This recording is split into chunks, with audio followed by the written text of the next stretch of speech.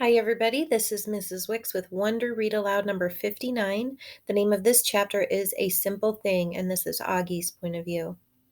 About an hour later, we were all seated in the giant auditorium waiting for Mr. Tushman to give his middle school address. The auditorium was even bigger than I imagined it would be, bigger even than the one at Via's school. I looked around, and there must have been a million people in the audience. Okay, maybe not a million, but definitely a lot.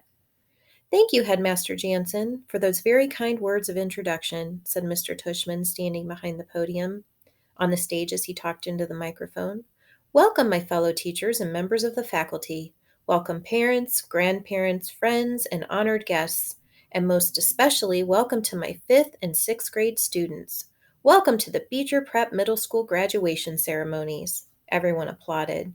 "Every year," continued Mr. Tushman, reading from his notes with his reading glasses way down on the tip of his nose, "I am charged with writing 2 commencement addresses, one for the 5th and 6th grade graduation ceremony today, and one for the 7th and 8th grade ceremony that will take place tomorrow.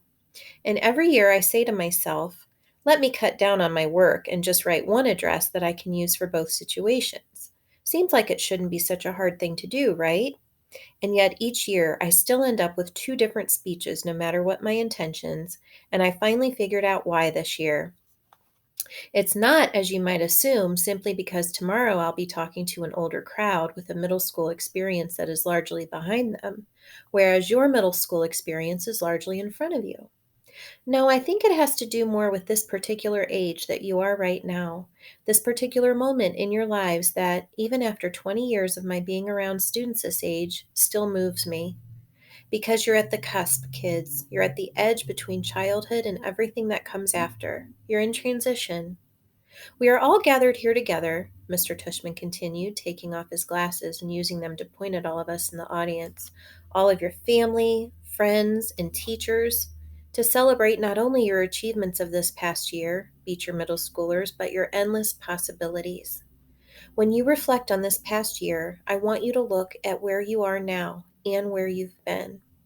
You've all gotten a little taller, a little stronger, a little smarter, I hope." Here some people in the audience chuckled. "But the best way to measure how much you've grown isn't by inches or the number of laps you can now run around the track or even your grade point average, though those things are important to be sure.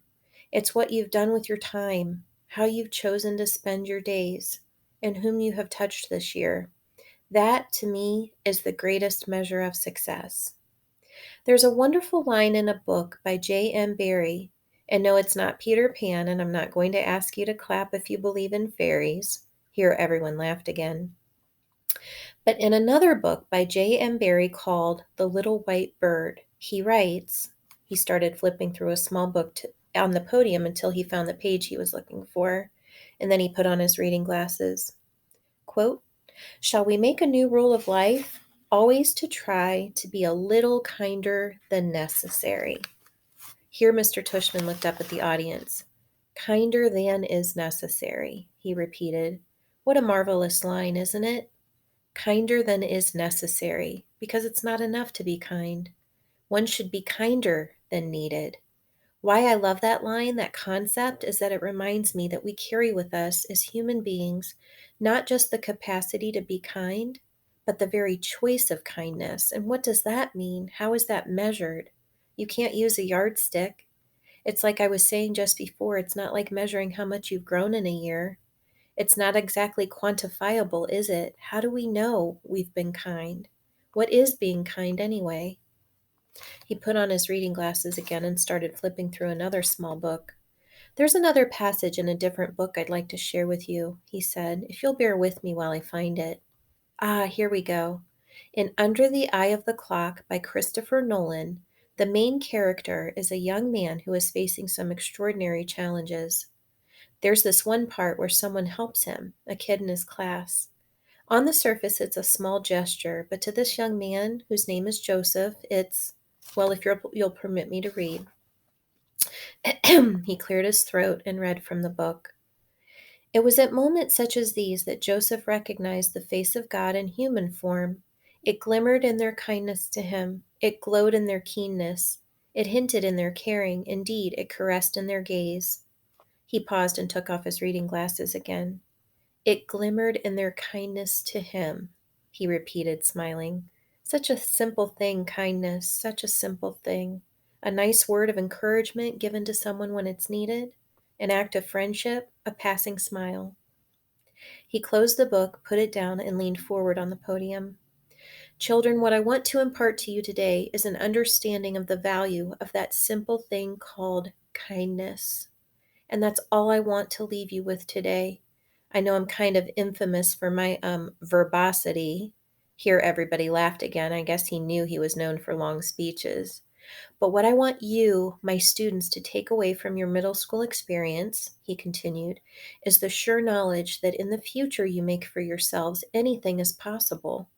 If every single person in this room made it a rule that wherever you are, whenever you can, you will try to act a little kinder than is necessary, the world really would be a better place. And if you do this, if you act just a little kinder than is necessary, someone else somewhere, someday, may recognize in you, in every single one of you, the face of God. He paused and shrugged. Or whatever politically correct spiritual representation of universal goodness you happen to believe in, he added quickly, smiling, which got a lot of laughs and loads of applause, especially from the back of the auditorium where the parents were sitting. The next chapter is called Awards.